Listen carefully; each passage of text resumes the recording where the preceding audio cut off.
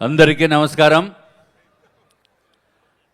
విశాఖపట్నంలో అత్యంత అద్భుతంగా వైజాగ్ ఫెస్టివల్ నిర్వహిస్తున్న ఆంధ్రప్రదేశ్ టూరిజం డెవలప్మెంట్ కార్పొరేషన్ సభ్యులందరికీ కూడా మేనేజింగ్ డైరెక్టర్, చైర్మన్ అండ్ మంత్రివర్యులు, అట్లాగే లోకల్ ఎమ్మెల్యేసు, ఎంపీ గారు అందరూ కూడా చాలా చర్చించి ప్రోగ్రామ్స్ అన్ని డిసైడ్ చేయడం జరిగింది.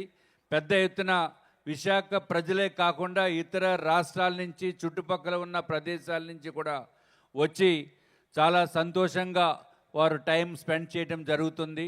ఇప్పుడు ఈ సంవత్సరంలో ఏదైనా లోటుపాట్లు ఉంటే నెక్స్ట్ ఇయర్ ఇంకా పెద్ద ఎత్తున ప్రోగ్రాం చేయడానికి కూడా ప్రభుత్వము ముందుకు వస్తుంది.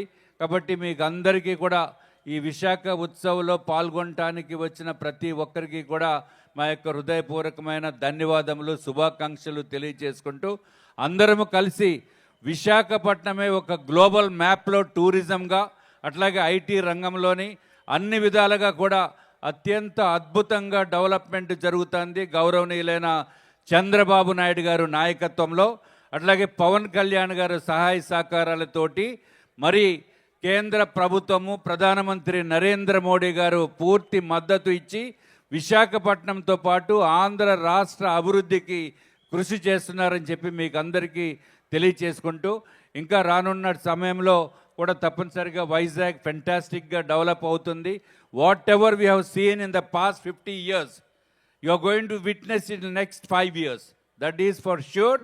వైజాగ్ ఫెంటాస్టిక్గా అభివృద్ధి జరుగుతుందని చెప్పడానికి ఏమాత్రము డౌట్ లేదు.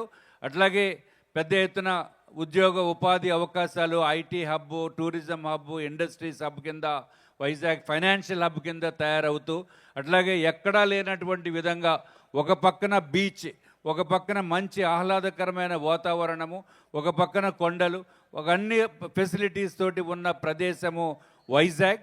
So let us be proud that we are the people from Visakhapatnam. Thank you very much. Thank you, sir. Thank you so much.